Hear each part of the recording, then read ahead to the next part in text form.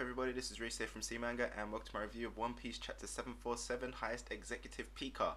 So, we get a little piece of backstory this week into the Dequanox family, but to be honest, not much actually happened this week. It's kind of like a bit of a slow, wordy chapter. I would really actually like to know what kind of hold Mingo has over Fuji, because the way obviously he's telling everyone not to arrest him and everything, even though they can fully see what is going on in Dressrosa at the moment.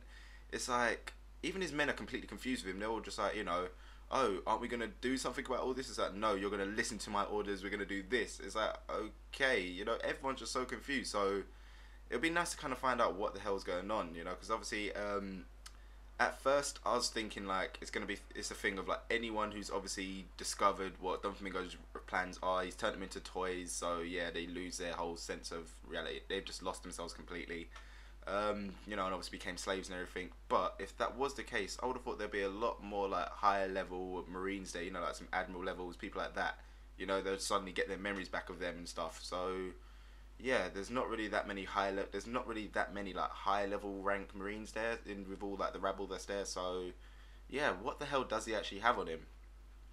Other than that, Pica, what came as a complete surprise to me was, which I'm actually waiting to actually hear a real voice behind it. So I'm waiting to see the animation and everything. It's his voice, the fact that it's super high. It's obviously you got all the jokes and that reading it, but obviously it's one of them things you can't really kind of imagine until you actually see it in action. So hopefully once the anime catches up, they actually bring that voice to life very well. But yeah, funny thing about that though is I could have sworn that Luffy and Zoro and that they kind of obviously would have heard it before, because obviously they did take on Pica a bit earlier when they were obviously traveling en route to the castle. So yeah, I swear I remember him saying stuff to them at least. So unless it was actually Viola who was talking, but either way, I would have thought that they might have heard his voice before.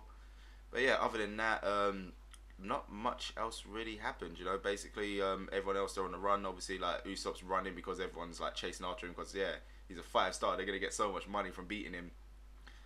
Frankie, he's back up, revived thanks to a cola. But the thing is, why hasn't Frankie just fired off his laser and taken out the Smile Factory? It's I know he actually did say oh yeah, they must want me to shoot my laser at it. So it's okay then, man, do it. Why are you standing there telling me that they must want you to do that? Just do it, and then this whole kind of mission would just be over. They would be done. Yeah, I guess that could come down to another kind of semi Dragon Ball joke. Obviously Krillin, he never uses his Kienza to just take out an enemy when they're stunned. It could be kind of like that. It's Frankie's kind of talking like that, but I guess I could be looking a bit too hard into it. But yeah, other than that, I guess the big cliffhanger was Pica turning up at the end, obviously ready to finish everyone off. But the thing is, obviously with both Luffy and Zoro there, Pica, he must be in a little bit of trouble taking both of them on. I mean, the two of them together, you got obviously Luffy, who's got his haki and his gears.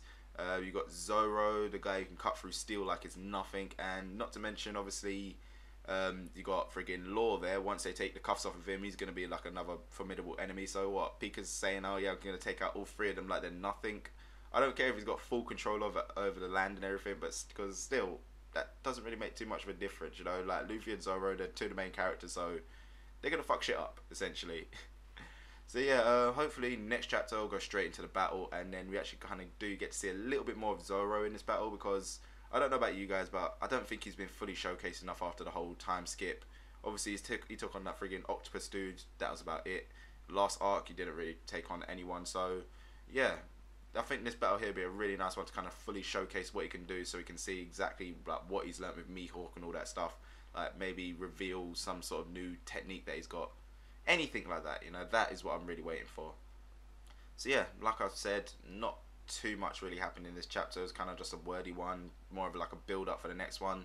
Hopefully next week's chapter is going to be really good. Nice battle. That's what, well, I guess all of us are really looking forward to, the final battles of this arc. So yeah, that ends this review from me, guys. The usual thing to do at the end of these, let me know what you think about this chapter, any of your theories, what you think Zoro's learnt, for example. Just let me know about that stuff in the comments section below. And as usual, don't forget to check out the other stuff we do on the channel, because obviously we do a lot more series. So I'll see you next time.